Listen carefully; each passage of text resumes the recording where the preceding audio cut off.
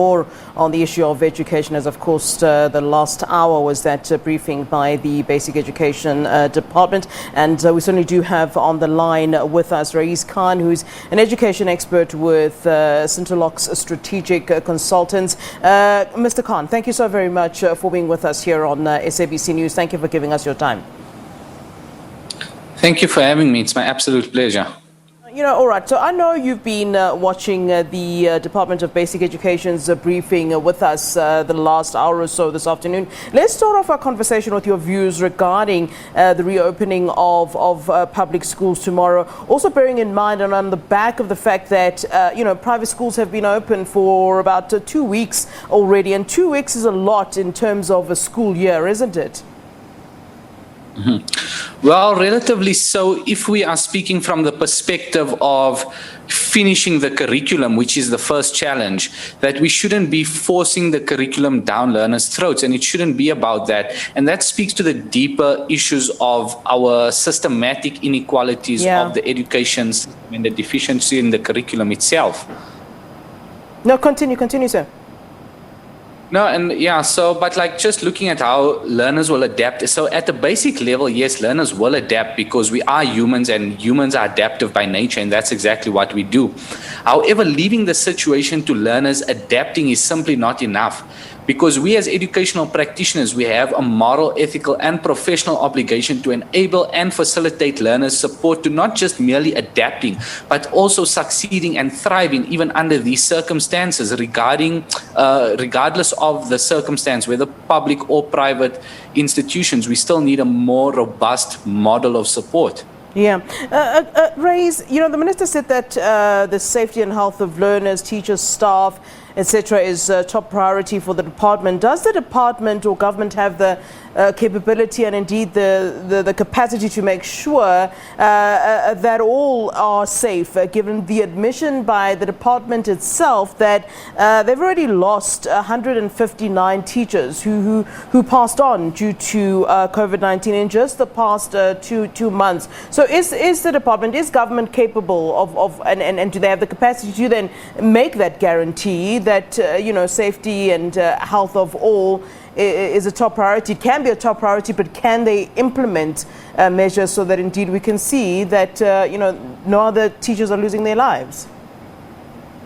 No, absolutely not. And I think that's the first issue, is that they cannot assure anybody's safety.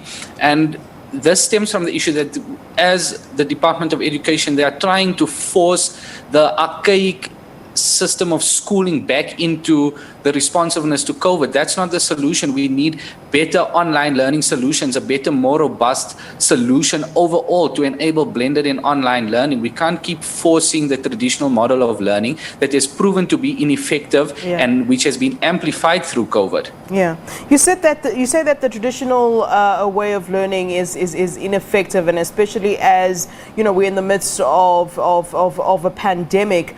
One of the questions that was asked during that briefing was the issue of online learning, and that some learners may not have the tools to be able to indeed do that online learning. And it did seem that the department didn't really have a clear answer on how to answer that. I mean, the fact of the matter is that a lot of learners don't have access to Wi-Fi or data and so forth, or even iPads or computers to study from home. So what is then your suggestion or contribution to that conversation? Because there is a reality of the fact that some learners in the impoverished parts of our communities, of our society, will have to be sitting in front of a teacher, because at home it just becomes impossible. And I think last year the minister also did then talk about learners dropping out of schools, and that might be a direct result of what I'm actually talking about here. No, absolutely.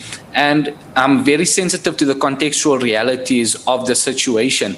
But policy needs to address this at a very strategic level, and not just saying that students cannot have access because this is our context. We need to build capacity at every level, and at some point it needs to take an interdisciplinary and multi-sectoral approach to building this capacity, which was the function of the larger command council in the first place, which has also proved to not be effective to the needs of education. But be that as it may, as the Department of Education, they have a duty to serve the most vulnerable and ensuring they have access. And we can look at the appropriation of resources and funding. Why are they routing funding towards, and in the number of millions, towards sanitizing of classrooms when students are sitting at home, where that funding could be appropriated to building capacity, resources, and digital proficiencies in a more strategic manner? Yeah. How do you see this all playing out? So tomorrow, obviously, all eyes will then be on public schools as they reopen. Do you see a situation that we had last year where we had the stop and start, where we'd open and then, something would happen, the cases would rise, and then we'd have to, close again? Or do you see the Department of Education having learned some valuable lessons from last year of how to carry on the year without the glitches and the problems that we experienced last year? With all due respect, I wouldn't say that I'm the most qualified person to answer that question, because that hinges on advice that they receive from health experts and not necessarily from the education space. So I'm just going to reserve comment on that for now. Yeah. All right. Well, let's leave it there. Thank you very much, Raees, for giving us your time here on SABC News. We certainly do appreciate you giving us your time to chat to us and your input here on the show. Thank you, sir. My absolute pleasure. All right. Thank you. That is Raees Khan, education expert with Cintolox Strategic Consultants, speaking to us there.